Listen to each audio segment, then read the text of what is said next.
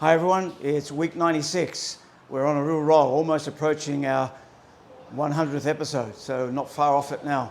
Thanks for your support, really appreciate it. And shout out to Ronnie Cheng, this is all your fault, mate. I'll leave it at that, you know. Right, so I remember last time I was going to come back to talking about the Soh Sau position and we ran out of time.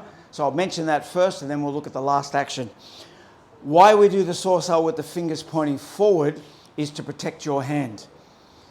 If I was to have my hand in a line with my forearm, the potential is that the fingers could take the blow. It's particularly when the kick is at a distance and I'm trying to tap it away.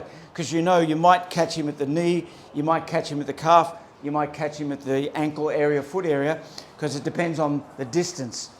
If the kick is a low kick, you're not going to use it. You just move or jam with your legs. It's when the kick is in that striking range and it's coming up towards your body, then you need to deflect it. So the reason I have my fingers pointing forward is so I don't collide with his leg with my fingers, but it also means my hand is already facing where I want to go next. So just keep that in mind. If you want to save your fingers and your wrist, that will break your arm. That's less likely to. Now, on that very last one, remember we went 1 and 2 and 3, we're now in a position where our enemy is potentially here, but we're not facing them. So it wouldn't make much sense just to turn back into the potential strike. So here we introduce another variation on the punch. This punch is called Suen Kuen. It translates into English as chord punch, C-H-O-R-D, not chord as in a piece of string. Why chord? Well, for those who practice music, it's not that chord. We're not talking about a musical scale. This is a mathematical chord. If you have a curved line, if you go around the curve, that's a greater distance than if you cut across from point A to point D, point B. That line is called the chord. So this punch doesn't go around, it goes straight across. And you can see I'm deliberately bending my wrist outwards. There's a reason for that, which I'll explain now. This action is not done by the elbow, it's totally done by the shoulder and the hip. Here's why. For whatever reason, I've ended up on the wrong angle and Jung is potentially attacking from this line. If I try to defend that, it's unlikely I can defend it. If I try to defend with the other hand, I'll definitely not be able to defend it. But if I throw my punch across the center, using my hip and my shoulder, now he's off the center line and I can continue with my normal straight punch, which is exactly what happens in the form. Suen Kuen, across the line and then punch.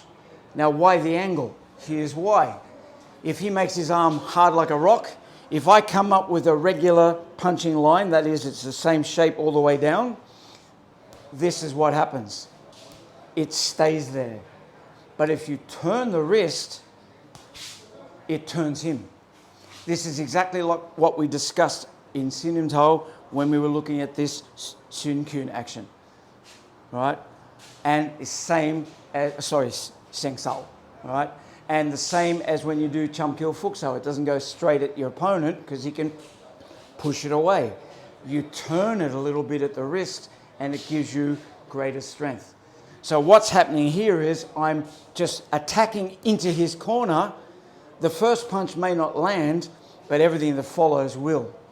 If it's his unlucky day and he's throwing the punch on this side, then there's quite a good chance you'll land the punch, which is another reason why we want to bend the wrist, because if you catch him that way with the back of your hand, you may shatter your hand. But if you bend the wrist, he gets knuckles in the face instead.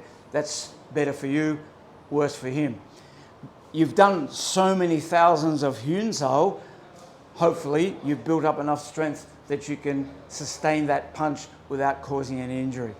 And that brings us to the end of the form, because following that, we finish with a few punches and we're done. So I hope that's helped you understand Cham Kiu form.